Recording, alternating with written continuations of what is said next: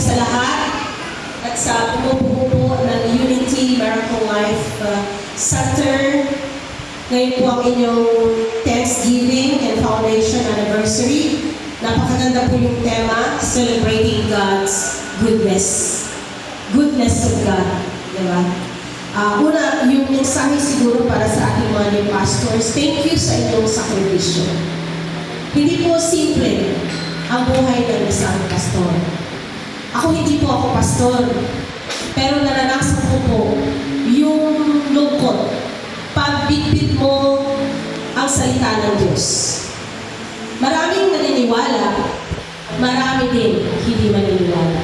Ang challenge sa kanila kung paano himukin ang karamihang tao na pag tayo ay dumanas ng problema, tayo ay lumapit sa poon. Yun yung pinakamalaking challenge sa kanila. Kasi as the Vice Mayor of Coronadal, meron po kasi akong isang programa. Meron po kaming Bible distribution as part of my advocacy and syempre yung aking counterpart dito sa tumataas po na problema ng mental health. So ang aking ginagawa, namimigay po kami ng Bibles sa lahat ng mga community na pupuntahan. Ngayon, naranas ko yung sitwasyon na yun at sinasabi ko, being a pastor, hindi po simple. Maikwento ko lang konti. Ang nangyari, ganito po, nung bit-bit namin ay Biblia, napupunta kami sa isang komunidad.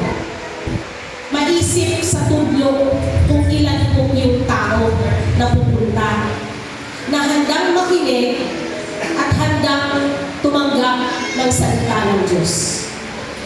Noong naisip ko, sabi ko, pag ganito na ganito mangyayari, paano natin mahihimok ang taong nakinig? Kasi gusto ko marami ang maka-appreciate doon sa aming ginagawa. Alam niyo po yung ginawa ko? Ginpartneran ko ang Bible at naghanda kami ng bigas. Pinutos na bugas. Dumami ang tao. So napaisip ako, Lord, patawarin mo sila. Dahil hindi nila iniisip, wala sa kanila, na higit pa doon sa ilang kilong bigas ang laman ng Biblia ang hawak ko. So, dito ko po nakikita, nakaka-relate ako, kahit na hindi nga ako, sa nasilin ko na hindi ko po expert yung ano yung buong laman po ng Holy Bible.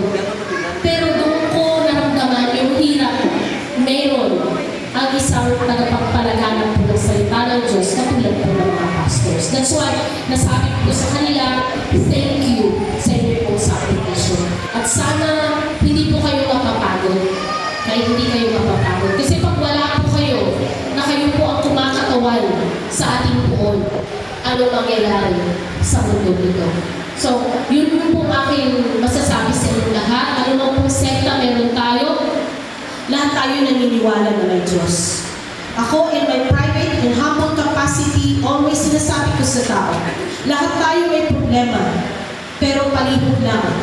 Huwag tayong kakapit doon sa ibang bagay. Kasi tendency, yung record po ng South Cotabato po ngayon, meron na tayo 93 cases ng suicide. Bakit nagsusuicide yung tao? Dahil mahina yung kanyang pananampalataya. Okay? Pero kung matibay yung pananampalataya mo, hindi ka magpapatiwakay. Kasi lahat itong pagsubok lang, katulad ng isang kasabihan, ang bagyo hindi tumatagal. 2 to 3 days, pagtapos ng tag-ulan, lalabas at lalabas po ang ating hari na araw. Ibig sabihin, pagsubok lang ito, at the end of the day, makakaahon din tayo. Okay? So yun lang siguro yung mai-impart ko sa inyo po lahat. Salamat po sa invitasyon. Then, siguro sa pagkataling ko pagkakataon kasi nandito, mas magaling siya magsalita pag salita ng Diyos ang pinag-usapan. Kasi siya nag-preach na rin po siya. Para makilala rin niyo po, kasama ko po ngayon, ang ating dating counselor, dating ABC President,